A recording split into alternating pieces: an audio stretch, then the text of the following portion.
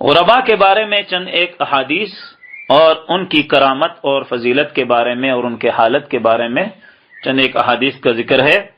جاء فی مجمع الزوائد، مجمع الزوائد نامی کتاب میں عبداللہ بن عمرو بن عاص رضی اللہ عنہم اجمعین سے یہ روایت رسول اللہ صلی اللہ علیہ وسلم کی طرف منسوب ہے، انہ قال هل تدرون اول من يدخل الجنة من خلق اللہ عز وجل۔ یہ بہت عجیب حدیث ہے، بہت دل کو اطمینان دینے والی حدیث ہے، خصوصی طور پر وہ حضرات جو کہ اس غربت کی اور اجنبیت کی زندگی میں بیگانوں کے تیر سہ کر پھر اپنوں کی ملامتوں اور تنقیدوں کے بھی شکار رہتے ہیں، ان کے لیے اس حدیث کے اندر بہت ہی زیادہ سامان اطمینان اور سکون موجود ہے۔ پیغمبر علیہ الصلوۃ والسلام یہ فرماتے ہیں، کیا تمہیں یہ معلوم ہے اللہ کی مخلوقات میں سے سب سے پہلے جنت میں کون داخل ہوگا؟ قالوا اللہ ورسولہ اعلم۔ صحابہ کرام رضی اللہ عنہم اجمعین نے فرمایا کہ اللہ اور اس کا رسول ہی زیادہ جاننے والا ہے۔ قال الفقراء المہاجرون، کہ وہ غریب، اب یہاں اردو والا غریب ہے یہ، کہ وہ فقیر مہاجرین ہوں گے، جو دنیاوی اعتبار سے اقتصادی اعتبار سے غریب ہوں گے۔ الفقراء المہاجرون، وہ مہاجرین جو کہ محتاج ہیں، غریب ہیں اور فقیر ہیں، اور ان کی یہ صفات ہیں، الذین تسد بہم الثغور، جن کے ذریعے سے سرحدوں کی حفاظت کی جاتی ہے، وتتقى بہم المکارہ، اور جن کے ذریعے سے مصیبتوں سے بچا جاتا ہے۔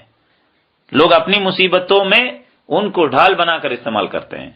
وَيَمُوتُ أَحَدُهُمْ وَحَاجَتُهُ فِي صَدْرِهِ، اور ان میں کا ایک وفات کرتا ہے، دنیا سے رخصت ہو جاتا ہے، جبکہ اس کی آرزو اس کے دل ہی میں رہ جاتی ہے۔ لا يستطيع لها قضاء، وہ اسے پورا نہیں کر سکتا۔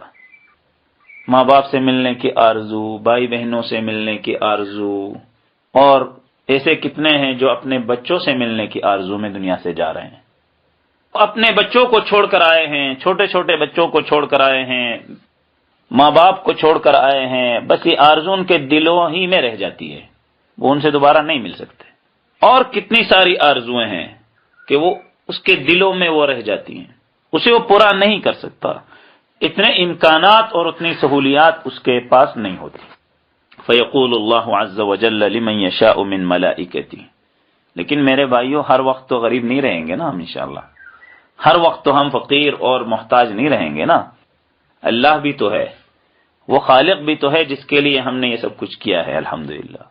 وہ رازق اور وہ ملک، وہ بادشاہ بھی تو ہے، حی قیوم لا تاخذہ سنۃ ولا نوم، وہ موجود ہے، تو وہاں پر کیا انعام ملے گا اس کا تذکرہ ہو رہا ہے۔ فیقول اللہ عز وجل، اللہ تعالی اپنے منتخب فرشتوں میں سے بعض کو یہ کہے گا، ایتوہم فحیوہم، جاؤ ان کے پاس اور ان کو سلام کرو، ان کو خوش آمدید کہو۔ فتقول الملائکہ، تو یہ تو عام فرشتے نہیں ہوں گے، یہ تو خاص فرشتے ہوں گے۔ یہ فرشتے کہیں گے، نحن سکان سمائک وخیرتک من خلقک، کہ ہم تیرے آسمان کے رہنے والے اور تیری مخلوقات میں سب سے افضل۔ افتامرنا ان ناتی ہؤلاء فنسلم علیہم، آپ ہمیں یہ امر کرتے ہیں کہ ہم ان کے پاس جائیں اور ان کو جا کر سلام کریں۔ قال انہم کانوا عبادا یعبدونی لا یشرکون بی شیئا، اللہ تعالیٰ فرمائیں گے کہ یہ میرے ایسے بندے تھے کہ یہ صرف میری عبادت کرتے تھے اور میرے ساتھ کسی چیز کو شریک نہیں ٹھہراتے تھے۔ وَتُسَدُّ بِهِمُ الثُّغُورُ، اور اسلامی سلطنتوں کی سرحدیں ان کے ذریعے حفاظت کی جاتی تھیں۔ وَتُتَّقَى بِهِمُ الْمَكَارِهُ، اور ان کے ذریعے مصیبتوں سے اور ناپسندیدہ باتوں سے بچا جاتا تھا۔ وَيَمُوتُ أَحَدُهُمْ وَحَاجَتُهُ فِي صَدْرِهِ، اور ان میں کا ایک اس حالت میں دنیا سے رخصت ہوتا ہے کہ اس کی آرزو، اس کی ضرورت اس کے دل ہی میں رہ جاتی ہے۔ لا يستطيع لها قضاء، لیکن وہ اسے پوری نہیں کر پاتا۔ قال، پیغمبر علیہ الصلوۃ والسلام فرماتے ہیں، فتأتیہم الملائکۃ عند ذلک، تو فرشتے اس وقت ان کے پاس آئیں گے۔ فیدخلون علیہم من کل باب، اور ان کے ہاں ہر دروازوں سے داخل ہوں گے یہ کہتے ہوئے سلام علیکم بما صبرتم، کہ جو صبر تم نے کیا ہے اس کے طفیل تم پر سلامتی ہو، فنعم عقبی الدار، بہترین جگہ رہنے کی یہ آخرت ہے۔ اور امام احمد رحمہ اللہ کی مسند میں 7072ویں حدیث میں عبداللہ بن عمر رضی اللہ عنہ سے یہ روایت منقول ہے کہ وہ فرماتے ہیں کنت عند رسول اللہ صلی اللہ علیہ وسلم وطلعت الشمس، کہ میں رسول اللہ صلی اللہ علیہ وسلم کی خدمت مبارک میں حاضر تھا، اس وقت سورج طلوع ہوا۔ فقال یأتی اللہ قوم یوم القیامہ، اللہ کے ہاں ایک ایسی قوم قیامت کے دن آئے گی، نورہم کنور الشمس، ان کی روشنی سورج کی روشنی کی طرح ہوگی۔ فقال ابو بکر رضی اللہ عنہ انحنہم یا رسول اللہ، تو ابو بکر رضی اللہ عنہ نے فرمایا اے اللہ کے رسول کیا وہ ہم ہوں گے؟ قال لا، آپ علیہ الصلوۃ والسلام نے فرمایا کہ نہیں۔ وَلَكُمْ خَيْرٌ كَثِيرٌ، وہ تم لوگ نہیں ہوگے لیکن تم لوگوں کے لیے تو بہت زیادہ اچھائیاں ہیں۔ وَلَكِنَّهُمْ فُقَرَاءُ الْمُهَاجِرِينَ الَّذِينَ يُحْشَرُونَ مِنْ أَقْطَارِ الْأَرْضِ، لیکن وہ غریب مہاجرین ہوں گے جو دنیا کے مختلف کونوں سے جمع کیے جائیں گے۔ سبحان اللہ، کیسی عجیب بات ہے، یہ آپ علیہ الصلوۃ والسلام کے احادیث کا معجزہ ہے میرے بھائیو۔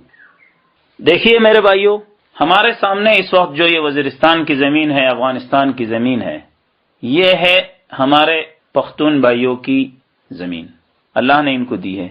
لیکن آپ بازار چلے جائیں تو آپ کو حیرت ہوگی کہ میں دنیا کے کسی بہت بڑے ترقی یافتہ ملک میں آ چکا ہوں کہ میرے دائیں طرف امریکن ہے اور بائیں طرف افریقن ہے، اور آس پاس جو ہیں وسط ایشیائی ریاستوں کے ازبک ہیں، تاجک ہیں، ترکمن ہیں، ترکستانی ہیں، اور برما والے ہیں، بنگلہ دیش والے ہیں، ہندوستان والے ہیں، پوری دنیا کے لوگ یہاں پر موجود ہیں۔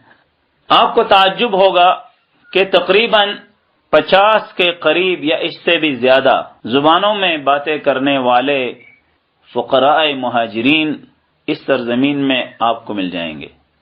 تو ان کو اللہ تعالیٰ نے یحشرون من اقطار الارض کی عملی تصویر بنا دیا ہے کہ زمین کے کونوں کونوں سے اللہ تعالیٰ نے ان کو جمع کیا ہے۔ آپ ایک مجلس میں بیٹھ جائیں تو آپ کو پریشانی یہ ہوتی ہے کہ میں کس زبان میں بیان کروں، اردو میں کروں تو پختون نہ سمجھے، اور انگریزی میں کروں تو وہ مجھے نہیں آتی، عربی میں کروں تو وہ کوئی بھی نہ سمجھے، اس کے لیے ترجمان کی ضرورت ہے۔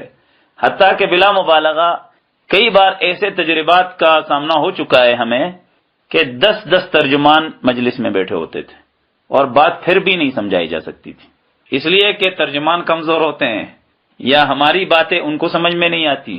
تو یہ کیا ہے؟ یہ پوری دنیا سے جمع کیے گئے مہاجرین ہیں۔